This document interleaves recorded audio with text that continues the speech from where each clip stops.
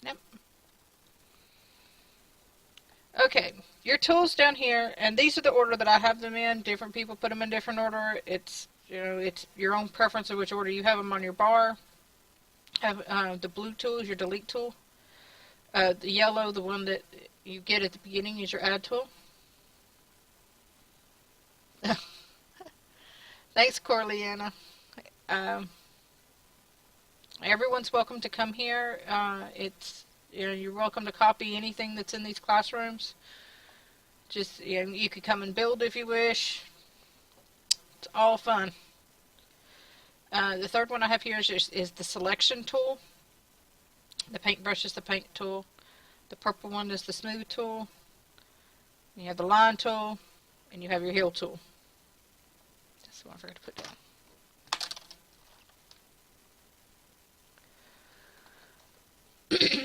What these things do, your add and your delete tool are generally easy. You can delete a block one at a time if you want to. You can add a block one at a time if you want to. But the better way comes was when you mix it with your selection tool. You can select a whole area. Yeah, let me do it this way. You can select a whole area like this. I'm holding down my left button and dragging it over. And I'll release my left mouse button. And then I click on my delete tool. And I can delete it. That selection. Or I can click on my add tool. I can add it back. Oops. And if you hold your Alt key down while you've got your add tool or your paint tool up, and you click on a color, it's like a dropper. It picks up that color.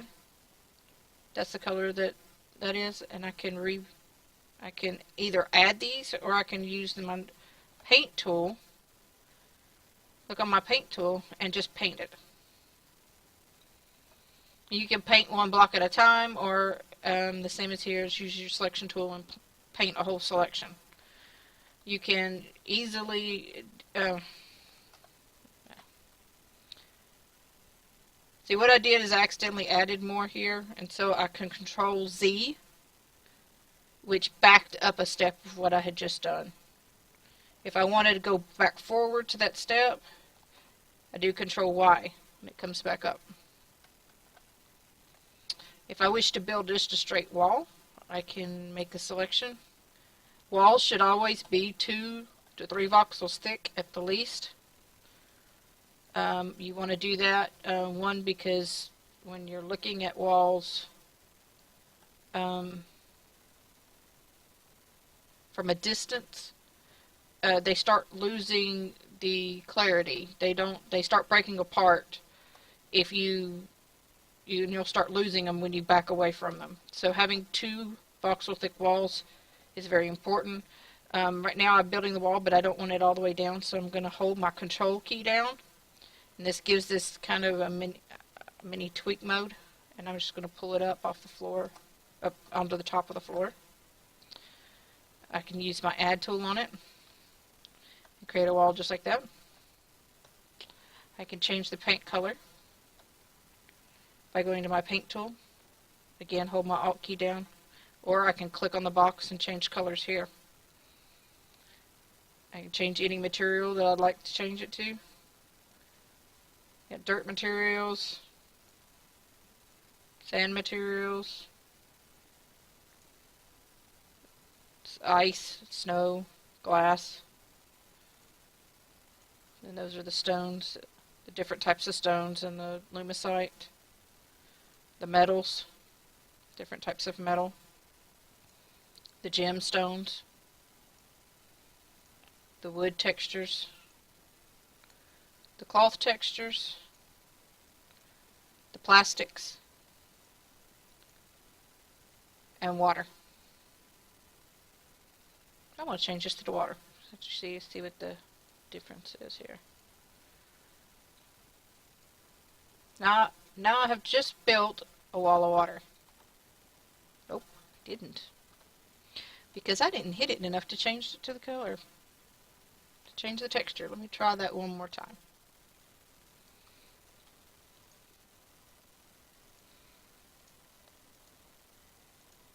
There you go. See, I had to click on it twice. And there we go. Now we have a wall of water. Yes, it will look odd from a distance if you do not make your walls at least 2 to 3 thick. When it's The water, LOD. yeah, we call it LOD, which means level of detail, just the amount of detail you get at certain distances. And I can go back and just delete the water wall just by doing a selection again. Clicking on either, I hit the number key, the 1 key to get my, because that's my first one on my bar. Or I could have clicked on the button there and then click on the wall. It deletes it. Okay, so that is shown the add, delete, select, paint. Now we're going to do smoothing. Say I want to make, oh, nope, not out of water though. Yeah, water doesn't smooth right. Let's see, I'm going to make a shape, but I want to make a smooth shape. So I'm going to, let's see.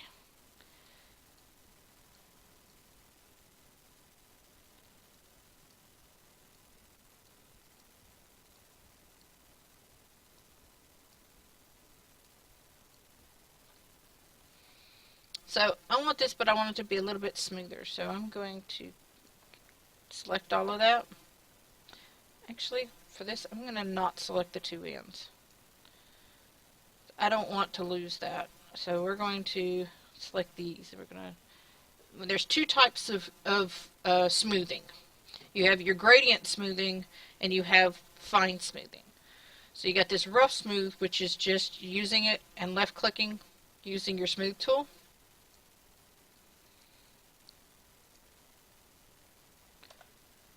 Oh, I went too far, so I controlled Z back. I clicked it 3 times, and I get a smoother, smooths out that shape. Actually, this is not working as well because I left it on the floor. I can control Z to back up. Actually, I'm going to do copy and paste because I want to move this off the floor. It's sitting on the floor and it's affecting the ability to smooth it. So I'm going to cut and paste instead of copy and paste. If you copy and paste, it's like most Windows programs, Control C copies, Control V paste, and Control X cut. So I'm going to do the Control X and Control V, and I'm going to use my arrows and pull it up. I use my scroll on my mouse to scroll up and down to pull it off the floor, and then left click to place it.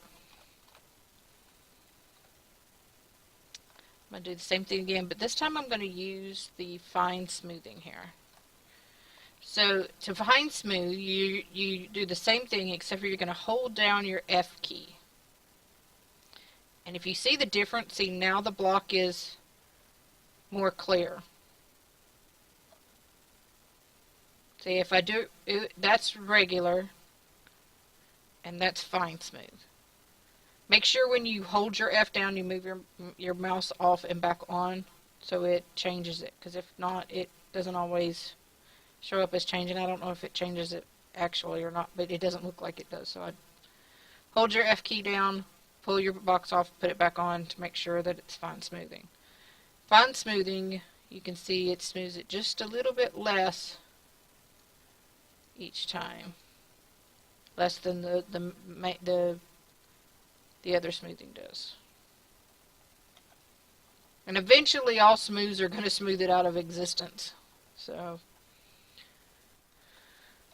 so now I have this, this shape. And that's what smooth does. Now we'll show you smooth and the different things we can do with smooth more later, because there's a lot of interesting things that smooth does. I'm going to show you a couple other things. I'm going to finish showing you these, the rest of these tools. Your line tool. Your line tool is used for making lines. And you need to use a 2 voxel. You need to scroll it up till it gets to 2 voxel. Now there's times in which you'll use a 1 voxel, but you can't make a line like this with a 1 voxel. It's used for other purposes. To make a line, a regular line from one spot to another, you need a 2 voxel to start. Now you can go from a 2 voxel down to a 1 voxel, but you're going to end up, it's not going to be perfect. It's going to have jaggies in it. See? It's got jags in it. Really funky looking jags in it. Where if it's green, oh, that one had jaggies in it too. Generally it doesn't have jaggies if it's green. Like that. That's generally what it looks like, nice and smooth. Occasionally you're still going to get jaggies. When it's yellow, you're almost always going to get jaggies. But there's different things you can do with this, because you can do that, which you're going to get a lot of jaggies. You can also do things like, you can go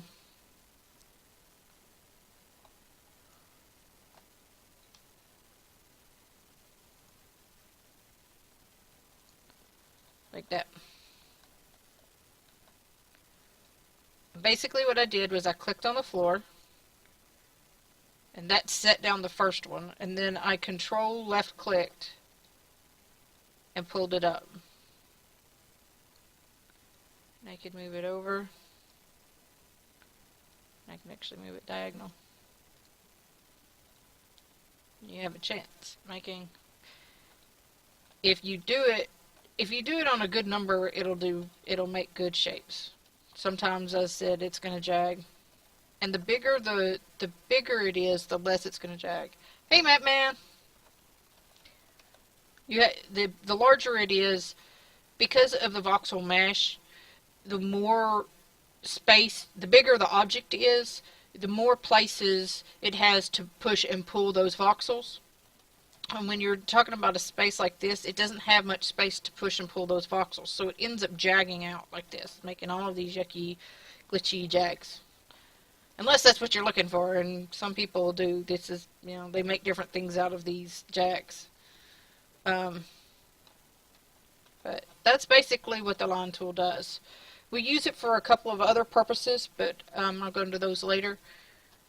But this is the beginner use for the line tool. The last tool is your heal tool. Your heal tool you use to return the voxels back to pre-generated form. We are underground here. We are fully underground. So if I make a box and use my heal tool here, it is going to return this back to dirt. Like that. Now go upstairs where we're closer to the surface. I'll show you what it does there. Because it does something different when you get to the surface. Because the air is what's pre-generated up at the surface. You have air and grass and snow and all of that stuff. See right here? This is the difference between where I cut it out and this is the pre-generated surface, and then I cut out this area. So if I go right here, this, and I heal this box, you can see it brings back the pre-generated, what it was before I cut out the classroom. As I said, it returns it back to pre-generated. I don't necessarily want that there, so I'm going to go back and delete it back out. Oops. Deleted out too much. And this is where I use pre-generated, because my floors are generally pre-generated. So I put the pre-generated back down for the floor. that's what the heal tool does. And here's Miss Snap here making my classroom sign for me so people will not get lost anymore coming down here. As I said again, everyone is welcome. Anyone who's on would like to come and play around with what I'm doing is welcome to come here and play around. Let's see. Oh, the next thing is that when you use your add or delete tool, there's this box right here. And they're different shapes. And the shapes, you have the square shape, slope shape. So let's do it this way. Here it is. This one's called slope full, and it's that one. And then this one is called slope corner inside. And that's what it looks like at different sizes. Just like the box, to change the size of your box, you use your scroll and scroll up, and it tells you what the basically the diameter of the box is. One side is 9 voxels. In circular form, when you get to the circles, it's the diameter.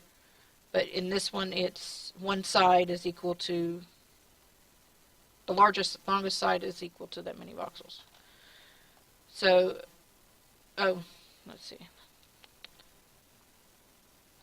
So we had the sloped corner inside, and then this one is sloped corner outside. And then you have what's that one called? Slope corner chamfered, which is this one.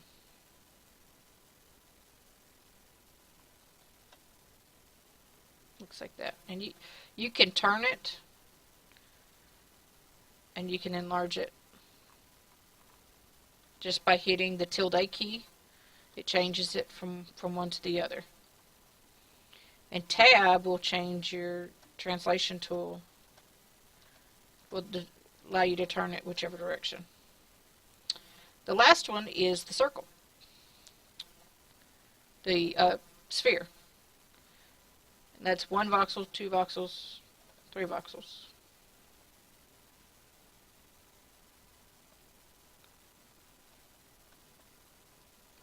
Okay. So those are the quick shapes. Those are the default shapes that we have for the game. Now,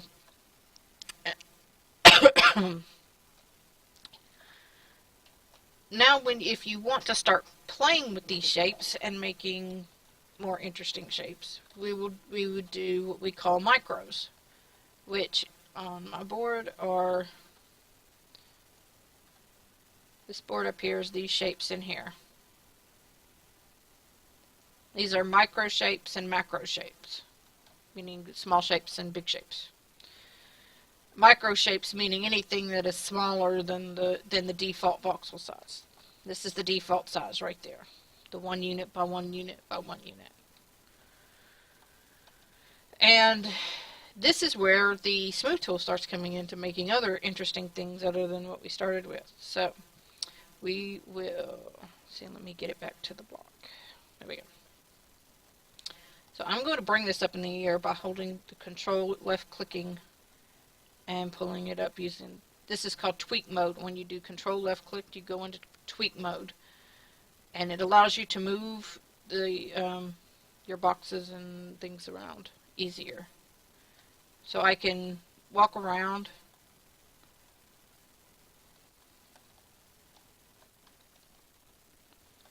and it doesn't move my box at all. It only moves if I move this is why this is called tweak mode. So I'm going to place a block up in the air, and I'm going to make a micro. So I make a micro by using my smooth tool onto it. Now, the same as before, you can use a fine or a coarse gradient for this. So for coarse, you can coarse smooth it down, or you can fine smooth it. or you can do a mixture of both. But you'll get this little block. Now, every voxel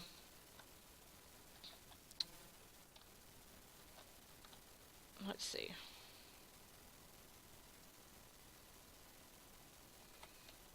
Let me use this is called a reactor right here. And I'm going to show you this with the reactor because, oops, I'm just going to copy it. This is kind of a representation of the voxel universe, basically, or a representation of the grid in which the game is on. You can see the grid here when this is a checkerboard. These are all default voxels.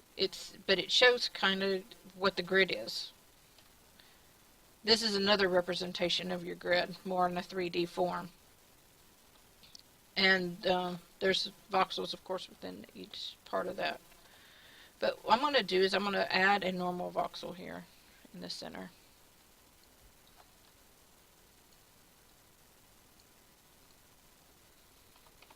Because we just made a microvoxel, and I'm going to show you what a microvoxel does to the voxels around it. So I'm going to replace that center voxel that I just put in with one of my micros. And I can go into tweak mode and make sure it's all lined up. And you can see how it pulls all of these points of these other voxels in toward it. Like that.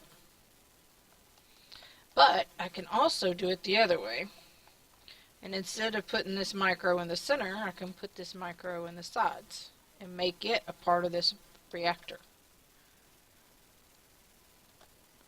So I'm going to use the micro as a reactor itself.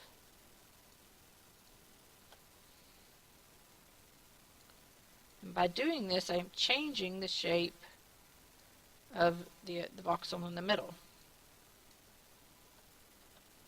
Now all I'm doing is pasting it on all 4 of these corners. And this is called a macro voxel.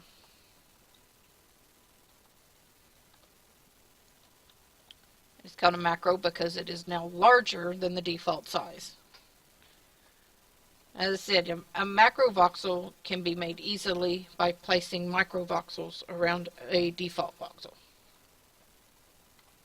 So it pulls all these points out to make a big block. Now, these are cool because you can make bricks and stuff out of them, which is pretty fun because you can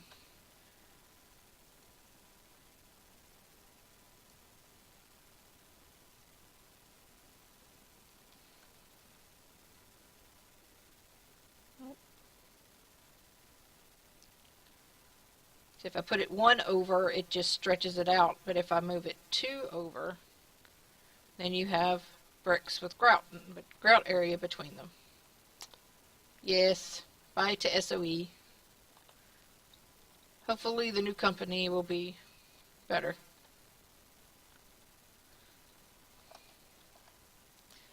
But you can also take the bricks once you get them made like that and put them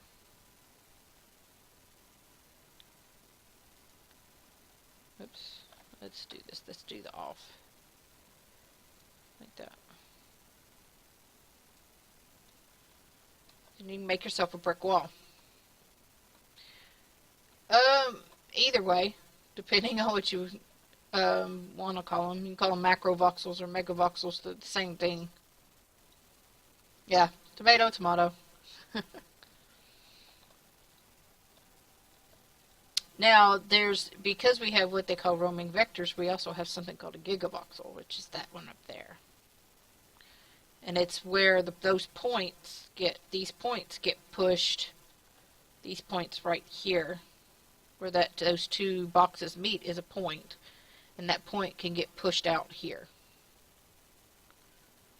And the reactor for it is And I have this is the reactor for it. This is what the reactor looks like.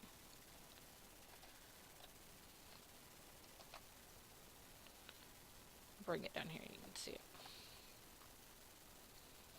Nice spiky little reactor.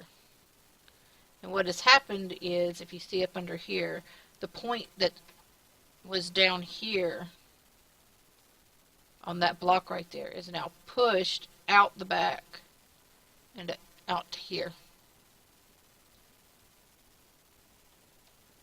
Yes.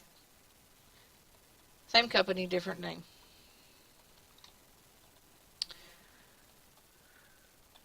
Okay. Oh.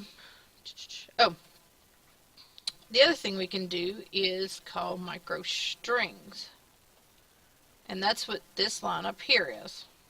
These are these are actually what I call pegs. There are two different ways of making micro strings. One is the pegs, and one is just a stretched voxel. Now, to do the stretched voxel, you'll put a voxel down. You'll move up and to the left, down and to the right. Oops, that one's off. Nope, it's there. It's just the engine's having a problem making it sometimes.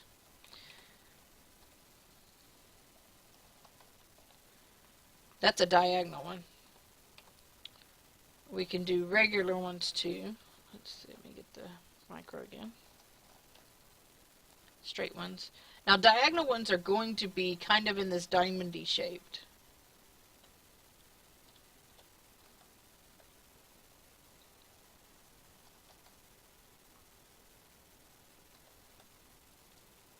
So if you just do it straight left and right,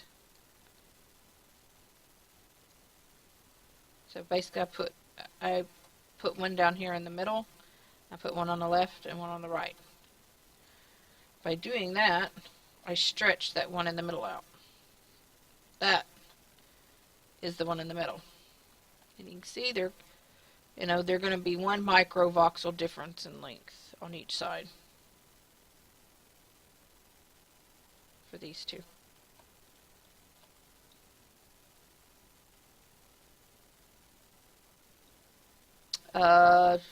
Which box? This one here?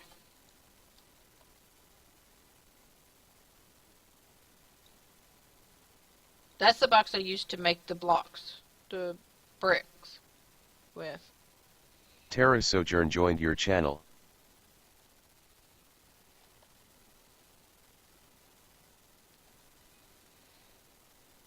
Hey, Tara. Hey, Tara. You watching the class? Just hold on a second. Okay. But I was going to sneeze. With this one, you can make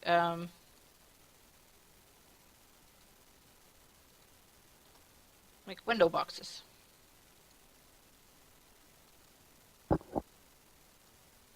But don't worry if you get to a corner and it does that. You just back up and replace the corner piece in.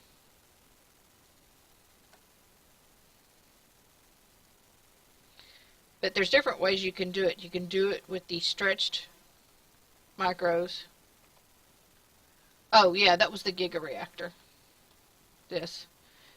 I was just showing how the points can get moved out, and it makes that gigavoxel up there. And I'd fill it in, but it's really hard to deal with because you have to tweak it to get it into the center. That's why this is just the empty version of it. If I had put the block in the center, you wouldn't be able to see the reactor.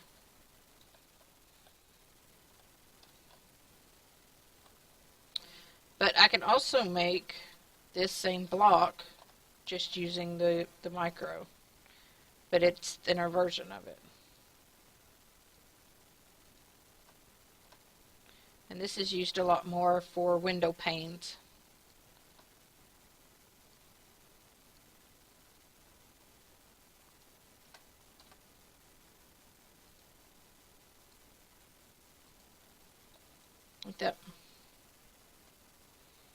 So you have more of a picture box, and then you have window panes. And you can make big windows with window panes and all of that. The other string is the peg, which is this one, this group up here. And it's made a little bit differently than the micro that we did. To make a peg, and we call it a peg, and a peg by definition is a string, except for the fact that its top and its bottom, or its two end points, are exactly the size of the default voxel, the default cube. So the 2 points of the string are right at the same size as a default, even though the string itself is smaller. So we're going to make that. We're going to stack a set of defaults 7 times, like this. And we're going to select the 5 in the middle, just like that. And again, we're going to use our smooth tool. This time you have a choice again of using your fine smooth or your coarse smooth. And I use coarse smooth just to get it through quickly down. Quickerly down. It's me for making up new words. And I'm going to select the one in the very middle of those 5 that I just smoothed. And we do that because the other ones, if you look at these, they're going to be smaller at one end than at the other, and the one in the center generally is not. Now you can, when you get down below this, you really need to copy out and restack it before you smooth it again, because it does, even with the 5 stack, if you go down much below this, right, the way it looks here, it actually still warps the ends a little bit. But we're going to use this one, and let me start by doing, let's show you what it looks like making the box. Same box we made with the other.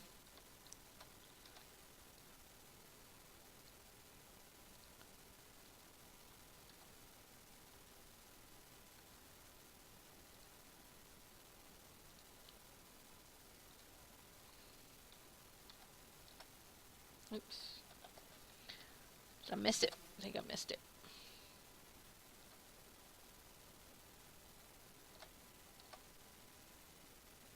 There we go.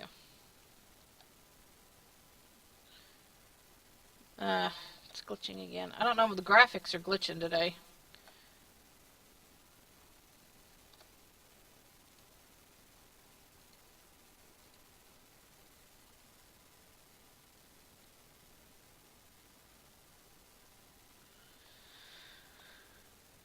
It's there. I'm pretty sure it's there, even though the graphics are having a hissy fit. Yep, there it is. It came back. There we go. Now I'll show you the differences in how these boxes react. This is this box here. Let me see. Let's do our. I know our walls are supposed to be 2 voxels. I'm going to do a 1 voxel wall just to show you the differences in these 2 boxes, how they're going to affect this wall.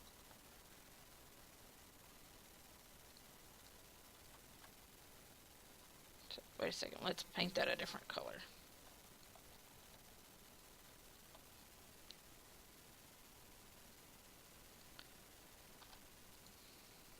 Okay.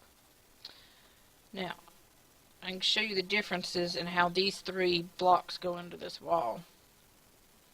This one, because it's voxel height, is going to be flush. Now I'm going to paste this with air. I'm going to do that because the air in the middle I want taken out when I put it in. I do like that, and it takes that air out of the middle.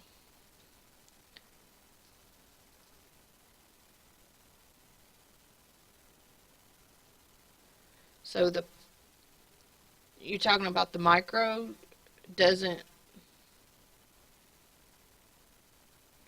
Yes, it does distort them, and that's what I'm about to show with this. If I had put it close to the floor, it would have distorted it. But I always pull things off the floor when I'm creating, not to keep my floor from getting distorted. Because when I go to clean it, then I have to reset my floor, which is a lot harder to do. But I'm just going to show you with this. This is the difference in using this is a peg string. This is a stretched. This is the stretched one we did.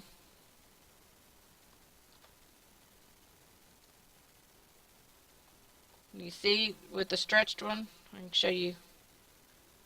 If I do a selection of the wall, you see how this is pulling out and this is not. Because this is actually an extra half of voxel wide on each side. And this one here is the one made off the micro.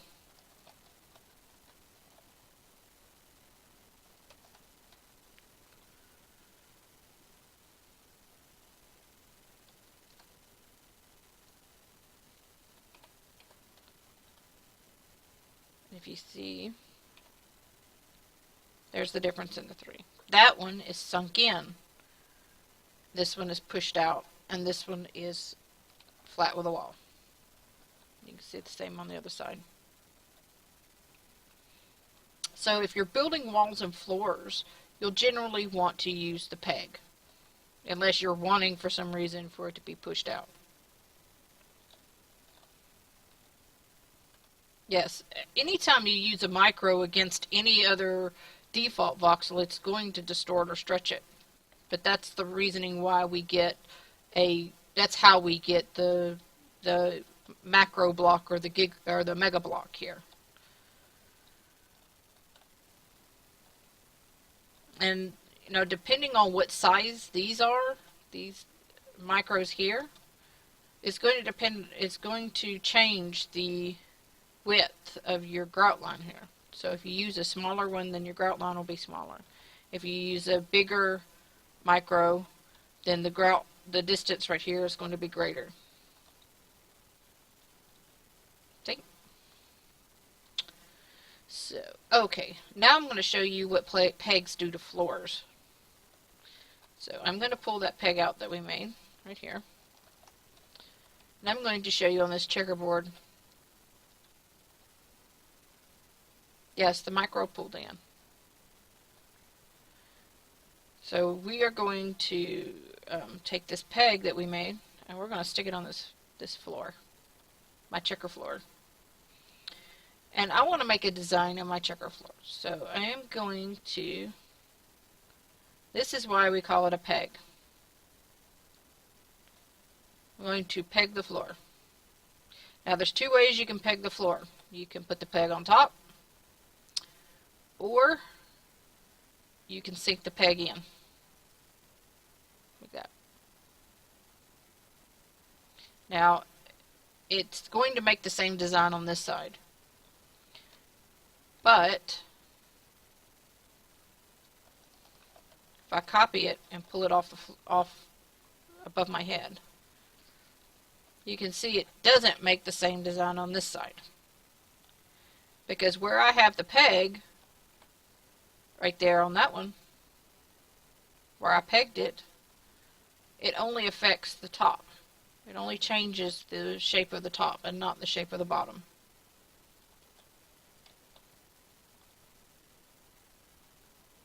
Like that. But you can sit here and make really cool designs. I'm going to copy that peg again. And just play with where you want to put these things.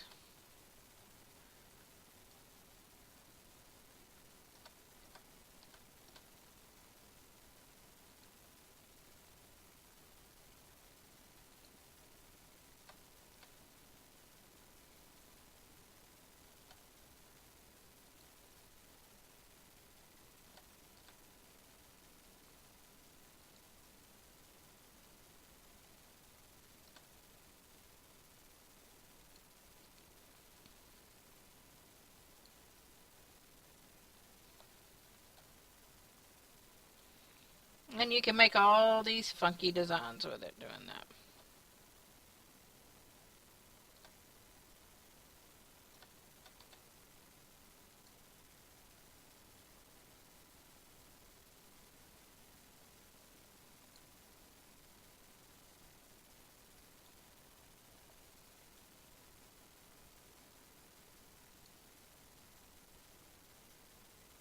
I liked it the other way.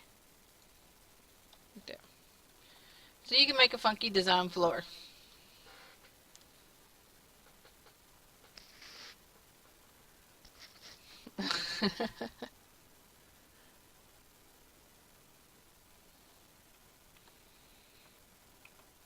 But if you like floor shapes, I have a whole room of flooring up there where I've just gone around and played with this stuff. Because not only can you do that, but you can take circles, place circles onto it, and make more shapes.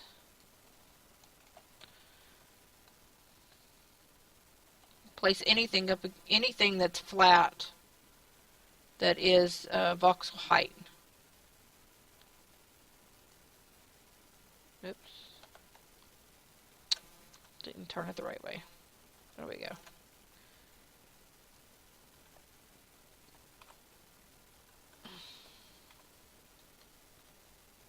I could take that floor out.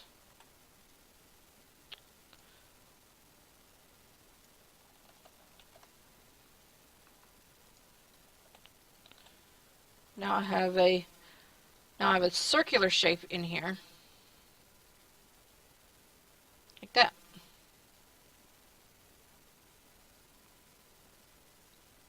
Make a lot of other different shapes. I made some of my floors that way as well.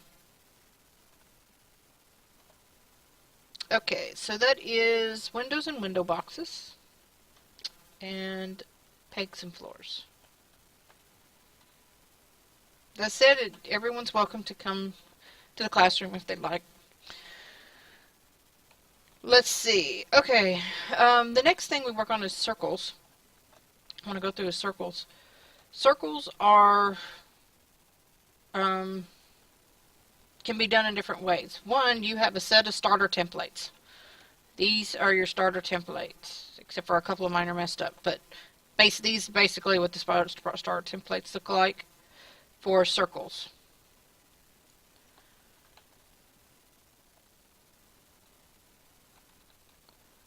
And let's see. These are done. These are two voxel. A single voxel height, but this is a 2 voxel width. So these are all going to have a 2 voxel width and then a filled in one.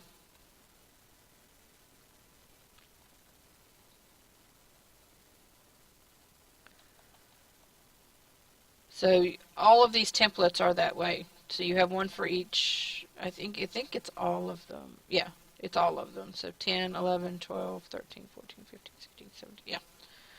So every diameter all the way from 10 to 100. I think the 100's up there.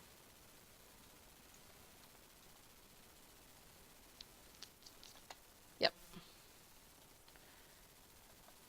Well, no, it's not all of them between 10 and... Yeah, it's all of them between 10 and 100. Yeah, it should be at 100. Yep. So these are diameter, yeah, and these numbers are the diameter numbers. So, see, that is, no, that's the radius number, not the diameter number. It's how big the circle would be if you took that No? little corner and you put them all together. Yeah, it would be, because yeah, you're right. I was like, wait a second, that's not right. But yeah, because this one starts with, yeah, the 5 radius, which is the 10 diameter. So these are diameter numbers, all the way up. You can use theirs. I don't tend to, unless I am You know, just pulling out something to, like if I'm doing something like this over here where I was trying to put a shape into the floor, I might pull it out. A lot of times I make my own. Now, there's a few ways to make your own. There's three ways that I've used over the time I've played here to make my own circles. One of my favorites is the pixel, and that's what this tornado comes in. This is a pixel circle template that goes from 6 diameter all the way up to 85 diameter. These are for making single voxel circles. So I'm going to start with this is a 20. I'm going to do all these with a 20.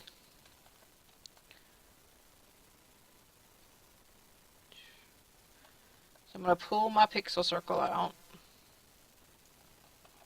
I'm going to take it back down to my classroom.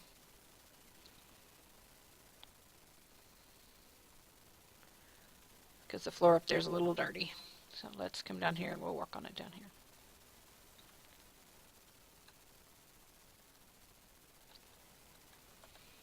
Okay. So, if you're going to do it with a pixel circle, what you do is you're going to place down your pixel circle. And you can go on to, if you go onto the internet, you can type in pixel circle generator, and it will give you how to build these. Or you can just come to my classroom and copy the tornado if you want. But I use the tornado. I've got it marked so I know. I mean, it's color coded, so you can figure. It's easy to figure out. The white ones with gray marks on them are the 10s. So 10, 20, 30, 40, 50. The black ones with the gray mark on them are the 5s. And then you just count in between them for whatever you want. So we're going to do like we did with the string. We're going to stack this 7 times. So there's 1, 2, 3, 4, 5, 6, 7. We're going to select the middle 5, the same as we did with the other one.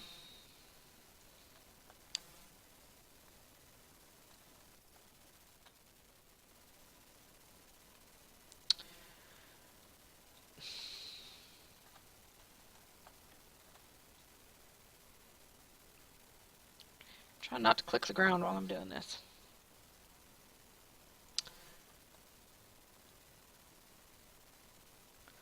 And you're going to use your smooth tool. And you're going to use the rough smooth, and you're going to go 5 times. 1, 2, 3, 4, 5. And you're going to pick the center one out.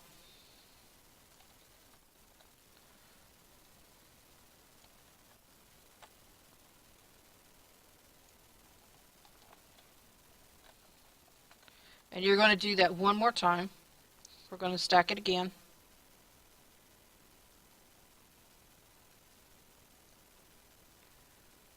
Two, 3, 4.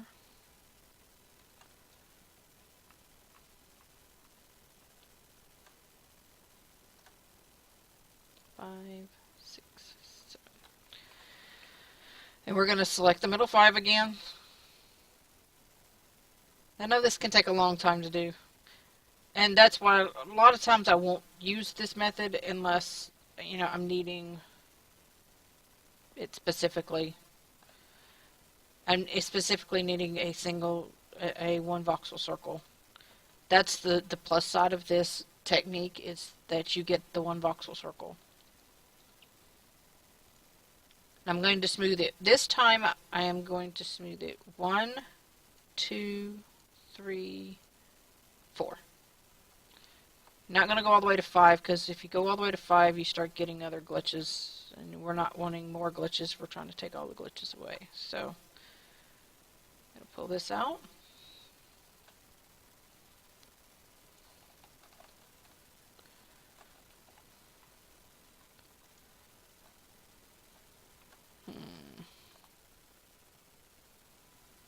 It's still it's a little off. So it's a little glitchy here. I think if I had gone 3 instead of 4, it might have been a little bit smoother. But I'm going to show you how to fix the rest of this glitchiness so it's still, it'll look smooth. I'm going to switch this over to a different material so I can see exactly what's going on. I'm going to go to the obsidian,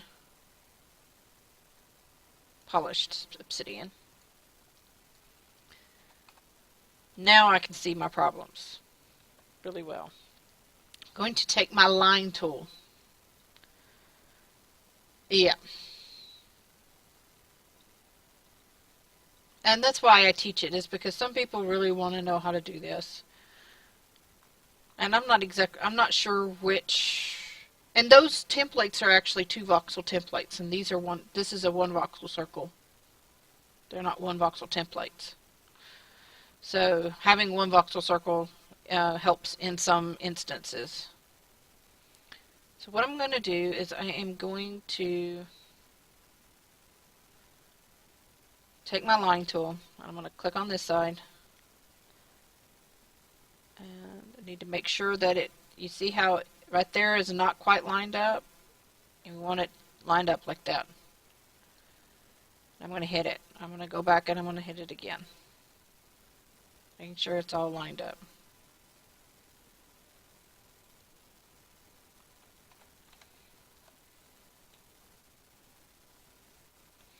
That smooths out one side of it, basically. It still looks all floppy, but we're going to fix that too. So now I've smoothed out one side of it.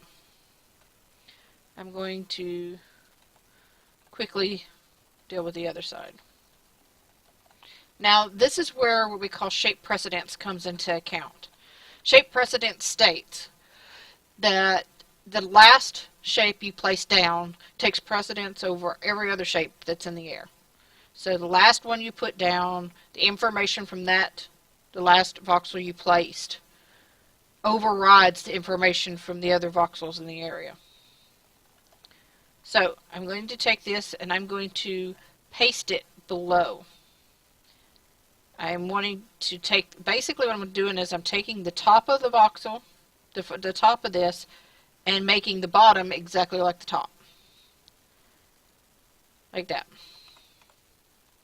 And you see, just that perfectly, it smooths it out. I can take this off of here. Because those glitches were caused by the fact that the top and the bottom weren't, the voxels, the points for those voxels in the top and the bottom weren't lining up. Copy it and I can paste it over here. And it's still smooth. Now, if you look at it really closely, the center is a little wobbly.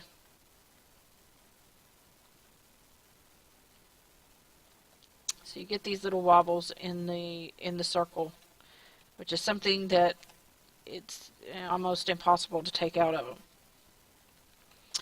We're going to try another technique, and I'm going to show you, because I'm going to go through the other 2 techniques as well. The second technique is this pixel circle. Nope, that's the pixel circle technique. The next one is the sphere technique. And what we're going to do is we're going to use our add tool. And we are going to turn it into a sphere like that. We're going to go down to 20. I'm going to hold my control and left click to put it into tweak mode. I'm going to pull it up.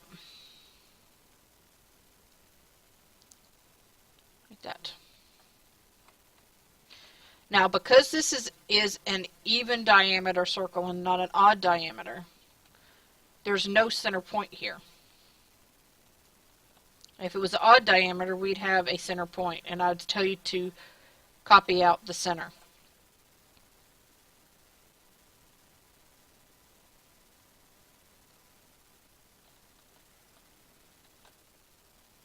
Now, if you're wanting a flat disc, the disc circles, you can just copy it out like this. And you have a disc circle.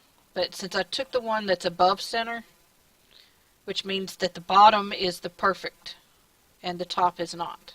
So I'm going to paste it down, and then I'm going to paste it one up so that the top is now equal to the bottom.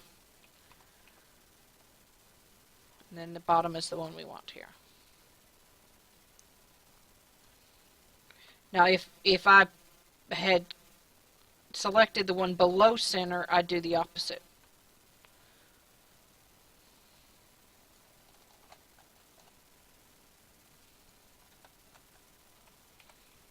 And then you get this circle. Now you can fix out some of these wobbles will come out. You see how wobbly it looks like here on these edges.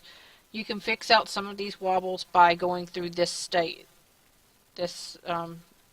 Doing this technique here by stacking and smoothing. It actually makes the circle a little bit better. It's not as wobbly as this. If you want a circle with a hole, a donut type circle, you will delete out with the circle one that is 4 diameters less. So if it's a 20 circle, then you use the 16. And what you're going to do is you're going to put it right in the center. Actually, I don't know if you can do that. You should be able to. Let's line it up center.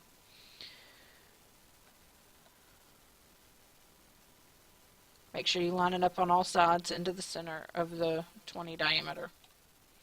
Now you can only do that as long as the evens are with evens and the odds are with odds. So if you have a 20 diameter circle, you need to use a 16 diameter sphere to do this. And so I'm using my delete tool, and so I'm going to check.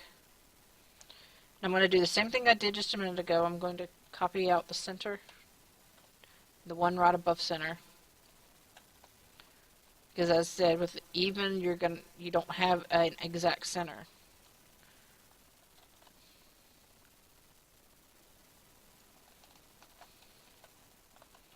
I'm going to paste it, and then I'm going to paste it one up. Like that.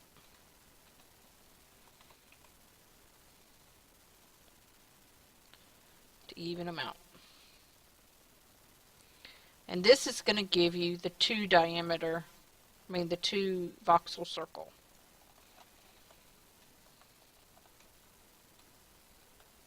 Make that with a 20 diameter. Oops.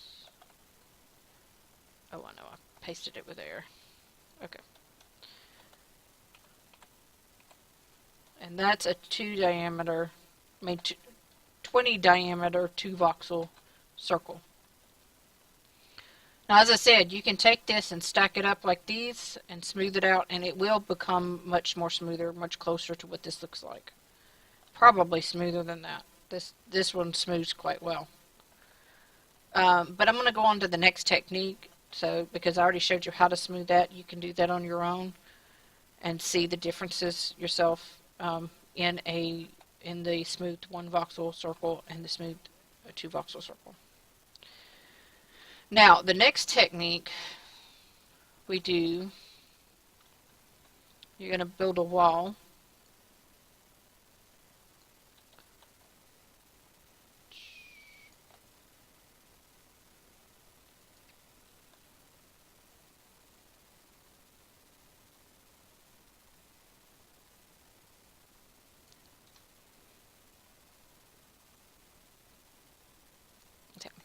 Make the wall 24. I'm going to make it white. Okay. And again, you're going to use your delete in your circle. And this one, for a 20 diameter, you're going to want an 18 circle. But you want to make sure that it is, now because it's an even, it's going to be not exact. Again, it's going to be off to one side. And you need to remember which side it's off, because you've got to do it again. You're going to have to copy it front to back to fix the problem that comes with using an even. So there, it basically cuts it out. This side's going to be our good side. So I'm going to copy this side. This.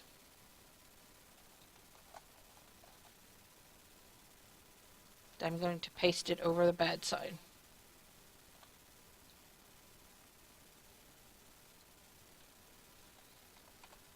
Okay. That smoothed out this side.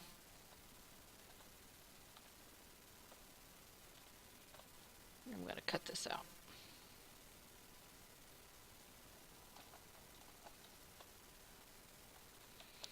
So this now is what we're using. This is our corrected circle. And now we are going to create the rest of the circle by, we're going to copy 1/4.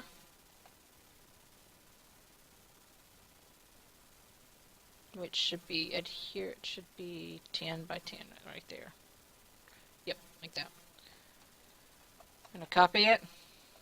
And we're going to paste it one up, one over, and we're going to paste it using delete. One up and one over. So we're going to hold Control, left click, and we're going to use our remove voxels. And then click. Like that.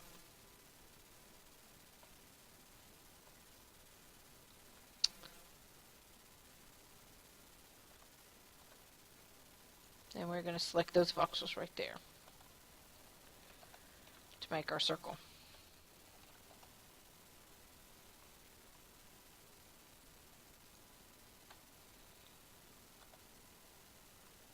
Since this isn't even, they should match up perfectly.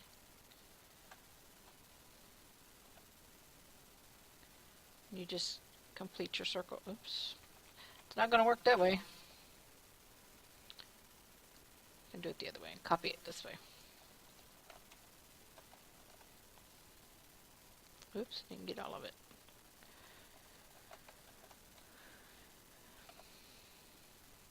Let me flatten it out so you can see, so we can see the differences here.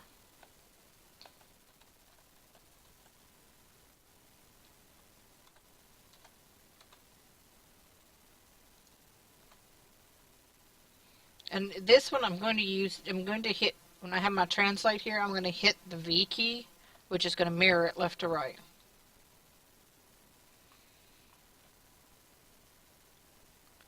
Now if I had my arrows top to bottom, it would mirror top to bottom. If it was front to back, it would mirror it front to back. But here's our circle. And I will make this one obsidian as well. You can see it.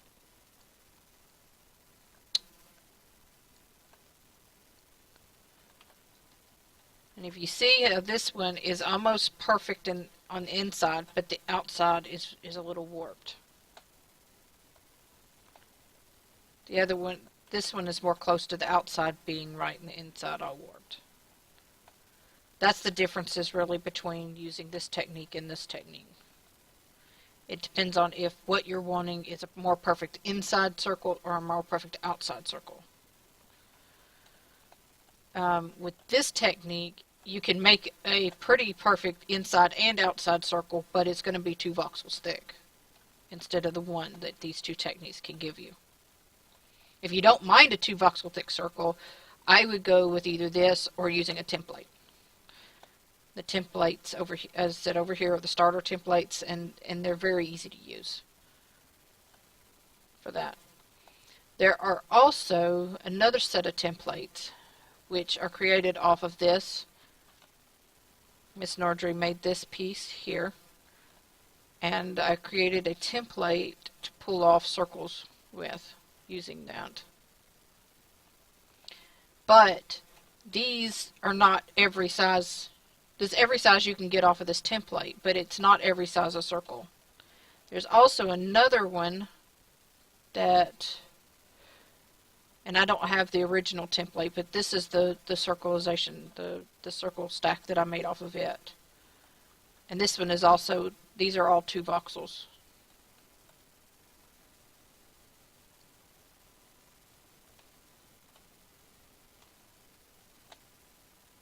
I'm guessing they're all there. Yeah.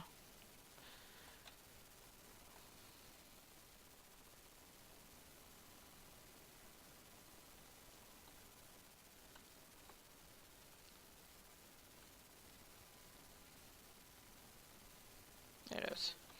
So it's a 29 times 2, so that would be 58 diameter.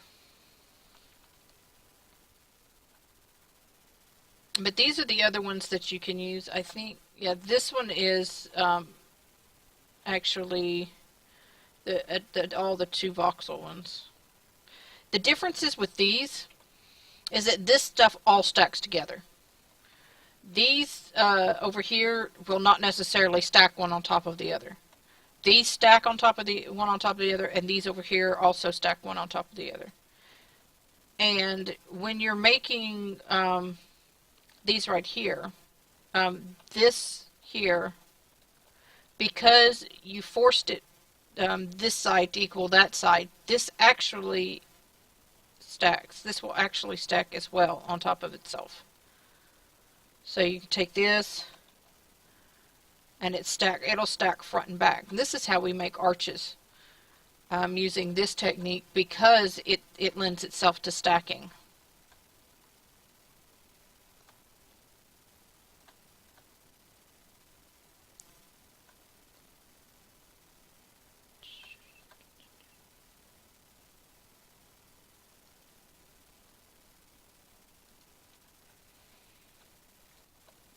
I can stack it. I stacked it once there, and I can stack it again.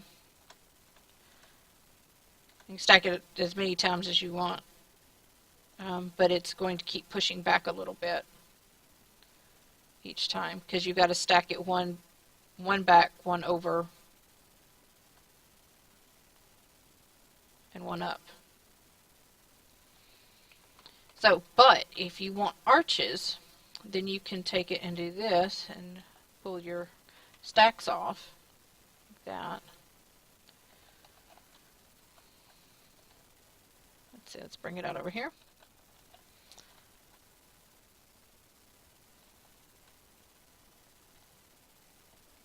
Ended up with something else added to it, but that won't hurt our finished product here.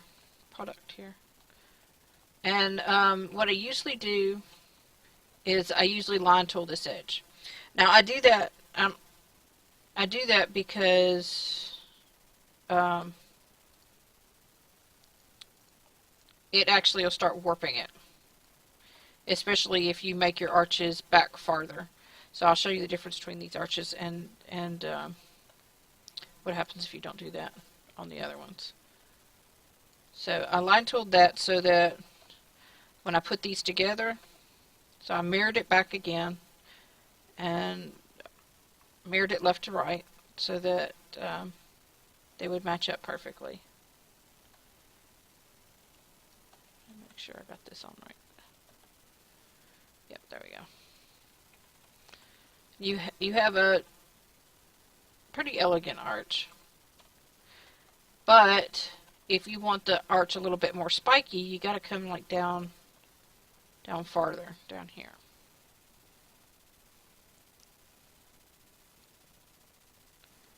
It'll make a more spiky, more sharp and thinner arch. But the farther you get away from the top, the more that angle is going to be off, which is the reason why you have to do the line tool. Now, I'll show you what it looks like if you don't use the line tool first, so you can see why the line tool is so important. So I'm going to put that one down, and I'm going to do the mirror, and I'm just going to drop it right onto it. Now you see how I got this warp look here?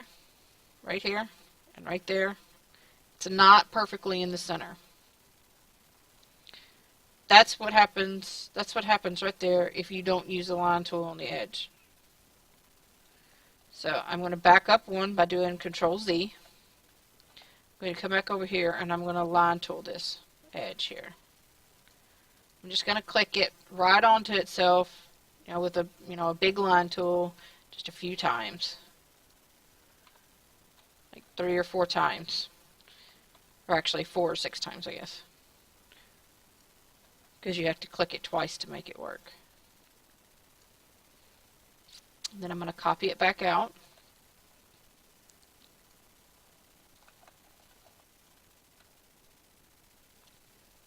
I'm going to paste it over it.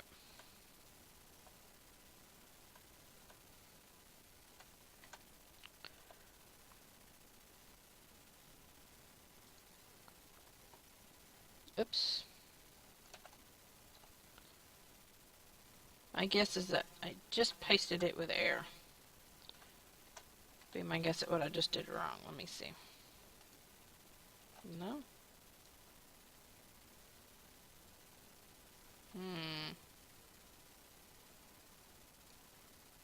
But should not have done that.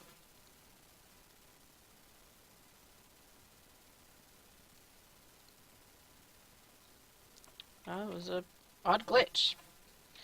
You get those sometimes.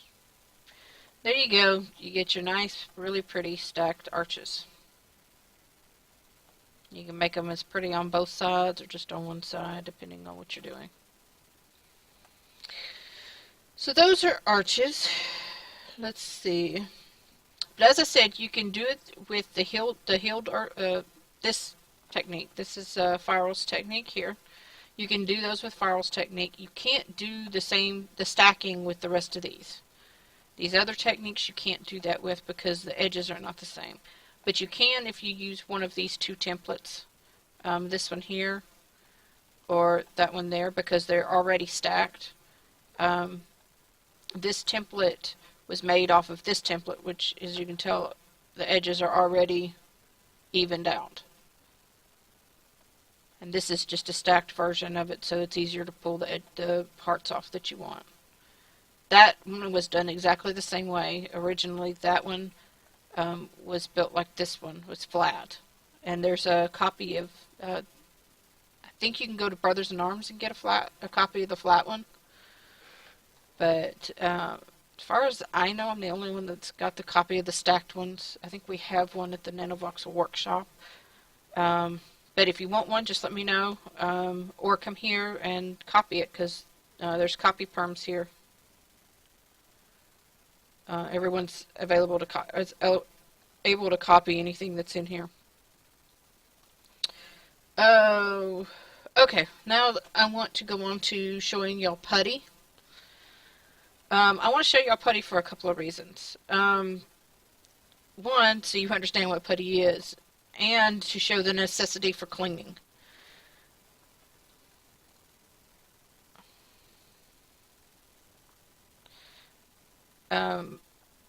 Most people don't have a reason to have to clean as well as places that I usually work, because I usually end up with these, microvoxels I don't know where they're at, or other voxels out of place. But we'll show you putty first. I'm going to show you what interesting things putty does. This is a putty checkerboard. It's made, and I've talked to some people about, you would like oh, you're welcome to come and copy whatever here. Putty is made, if you've ever fallen through the world, and you see that you drop through this area that's nothing. I call that the void. The void is basically pre-generated Earth that has no data. Because the only part of the pre-generated Earth that has data is where it touches air or touches the surface.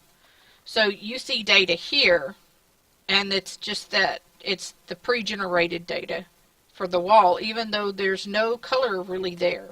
There's nothing really there. Except for the shape that is caused by the world. But the voxel behind here, back there, because that's outside my claim is the reason why it turns red. But if it was not outside my claim and still pre-generated, that voxel is a void voxel. It has nothing there.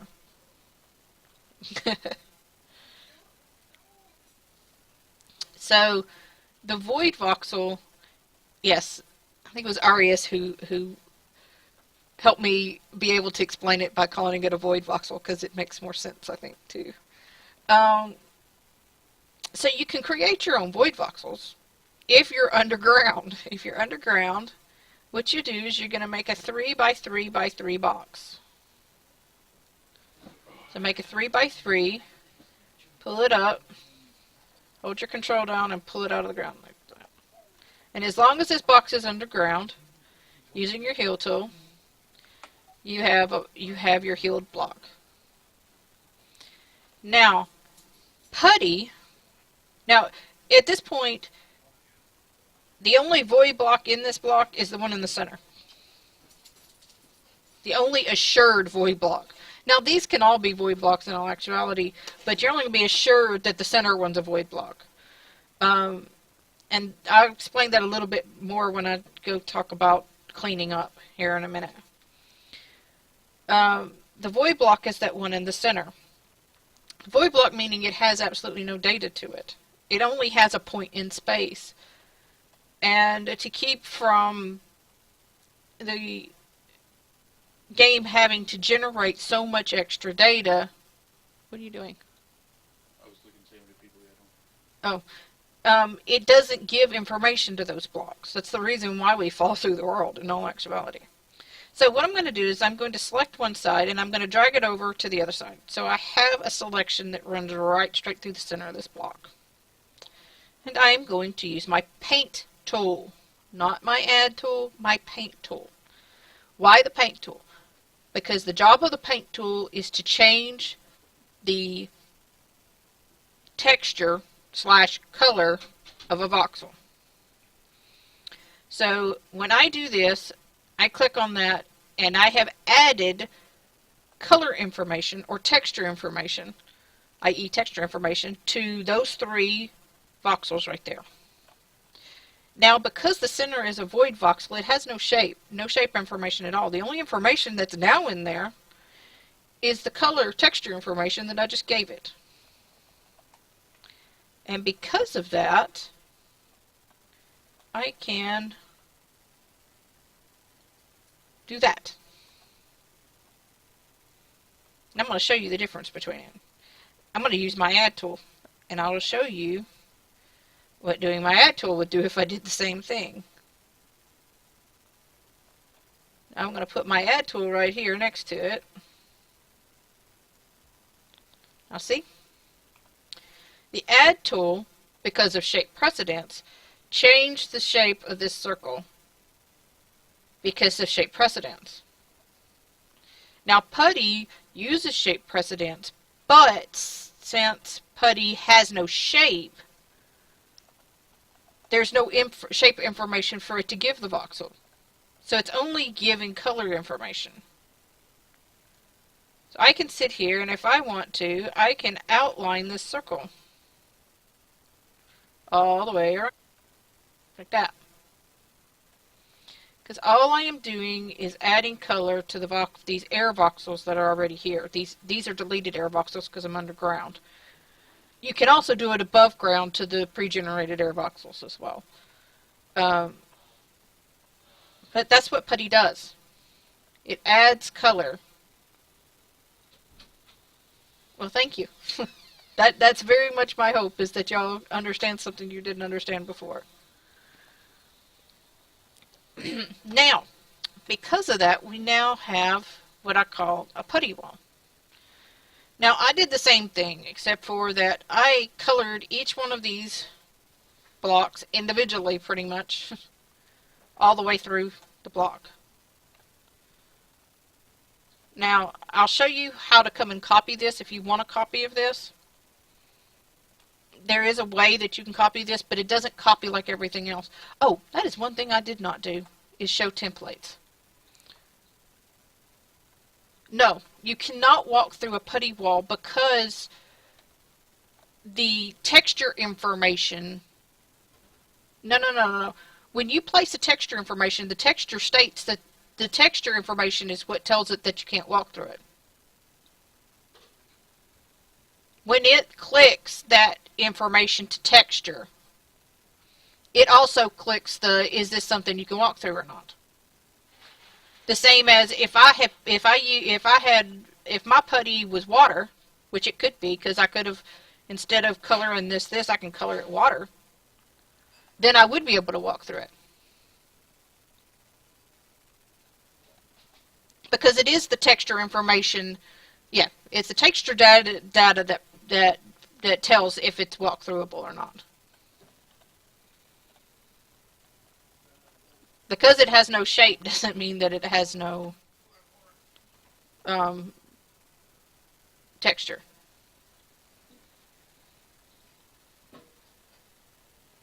Right.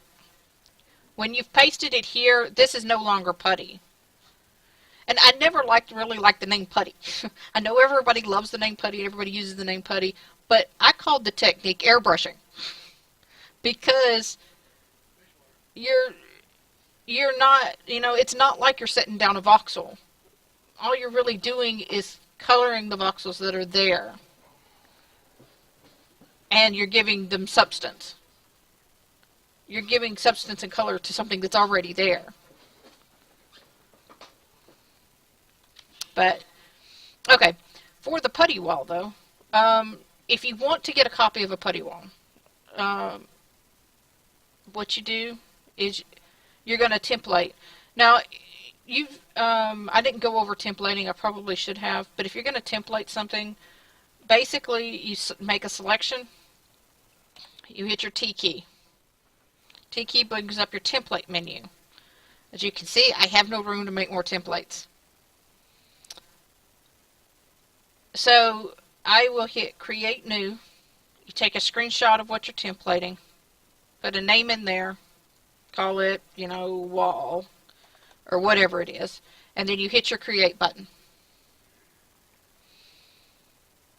Your Create button will create that template. Now, once you've created a template, then to use a template, all you do is use it from your menu. Like I have this 14 diameter circle that I have templated. I just hit place and I can drop it down like that. So, the problem with the checkerboard putty is you can't do it that way. You can't just copy this because this pre-generated wall that it's in is not copyable. You can only copy things that have data, and this pre-generated earth has no data to be copied. Then I can try to Control-C this and Control-V, and I don't have anything it won't give me anything to paste. And if I color, like, let's see, oh no, let me do it this way. I'm going to paint one voxel in there. And I'm going to select it all, like that. If I copy that, the only thing I get is the one block. Because there's no information. It's not copyable information. Okay? So, if you want to create your own putty wall, you copy the putty out of the center. So you're going to select it, hold Control, and push it back one to get that selection into the center of the putty block, like that. You'll do your template in here. You'll hit your T key. You'll template it out of here. Create your template, like I just showed you. Create new. Take a screenshot, which is going to look really funny. Put, checkerboard putty, putty wall, or whatever. Do wall again. And you hit create. Okay? So, when you get to your place, what you are going to do, this is a 10 by 10 unit putty block. So, you're going to need a 12 by 12 by 3 block to put it into. So you will go and you will go a 12 by 12 by 3,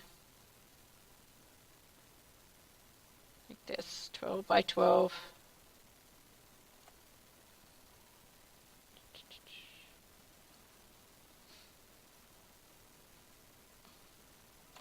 by 12 by 3. Make sure you're underground for this. And you are going to heal that like that. And then you're going to use that templated checkerboard. So I'm going to look up my checkerboard. I call it checkerboard putty in my templates. And I'm going to paste it once, push it back. Oops, hold on. Didn't line up again. Okay. Paste it on the outside, push it back, paste it again, push it back, paste it again. So I pasted it all the way, all 3 layers in there. Because it was still putty when I put it in, it still only gave it that paint data when I did that. You can also template one putty voxel. Right. You can also template it out of the little putty block here. Or you can actually template one out of here. Yeah. Just like And that. that's really, and if you don't want to do a whole wall, that's really good to have. Because sometimes you might be working with someone else over, helping them build. And you can just, you need a putty voxel to fill in a corner of a window or something. And you just pull it out of your template. But go ahead, I'm sorry.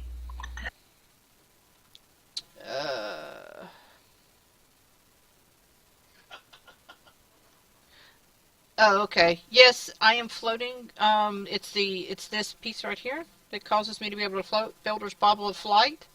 You can make it in your Tinker Station, and as long as you're on somewhere that you are allowed to build, there's builder's rights here. So I have builder's rights, and Snap has builder's rights. So all of us can fly through the air as long as we're on a claim that that gives you builder's rights. I don't know what to tell you about the tutorials. They're out here. I have pretty much the same tutorial that I did today. Stuff I did today. I did one with Tenma and Cody, and it is on my YouTube channel. Infinity Fox, all one word, is my YouTube ID. And you can pretty much get all of this that I've done today there. I will probably go on and repost this one too. So if you missed the beginning of this tutorial, or you want to go back and look at something I said to re-look at it again, you can do that as well. Now, I got one more thing I want to go over. I want to go over how and why you need to clean up your space. So I am going to go around and I'm going to do a quick cleanup of some of this space. So I'm going to mark something on the floor real quick so I know what I'm looking at. So if I don't, I'll lose what I'm doing here.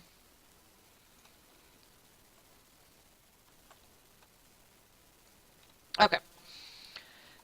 Normal people will come up and they will try and clean up their space, and they'll just do this. Normal people. Normal people, yep. But see, weird people do it differently. Yes. Will come up and they'll come up and do this, and they'll be like, okay, I'm cleaning up, not hard. I'm going to get this place quickly cleaned up, and I'm just going to take this stuff out like this.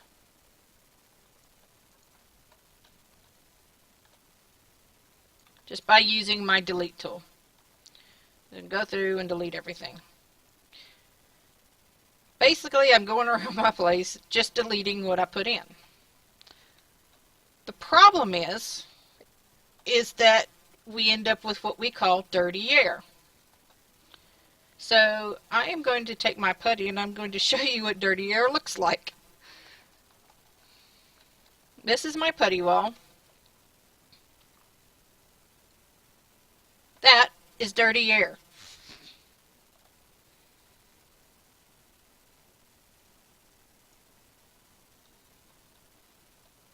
It looked like it was clean, but it wasn't. And if I go in here and I'm building on something and I'm putting needing to put putty voxels in here, my putty voxels are going to end up looking like this right here. And that could mess up everything I'm doing. If you go and you'll build something and it works right in one place and it doesn't work right in another, just like 2 places away from it, A lot of the times it's dirty air. Yeah, if it pulls out, if it makes a little spike, if there's a little dent or something in it. Hmm. It'll be Dirty air, dirty. I was working today and I was trying to do something. I set something into my floor, trying to use the pre-generated earth to hold space, and my floor, whoever cleaned it last time, it was probably me, but could have been anybody, had, instead of healing the floor, they had painted it dirt colored. And I ended up with these jags all over what I was doing.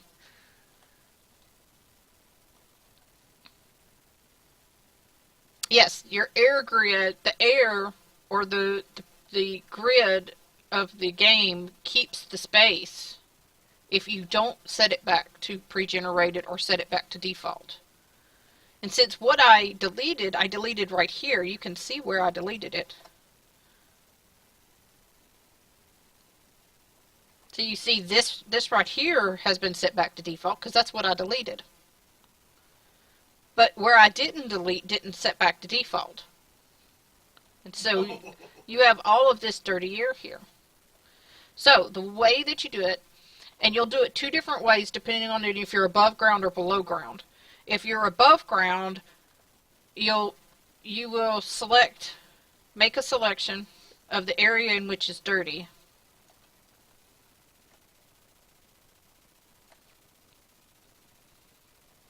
And if you're above ground, you'll use your add tool and use whatever material you have the most of. It doesn't matter because you're going to get this material back. So I'm going to use snow for some odd reason. I have more snow than I have anything else at the moment. So I am going to make a snow block and then I'm going to delete it. Now, that's what you do above ground. Underground, you don't necessarily have to do that because you can go to pre-generated, and you'll use your heal tool, and then use your delete tool. What you're making sure is that you go through 2 steps of resetting, because each of those things resets the grid. But you want to make sure and go through 2 steps of resetting that grid.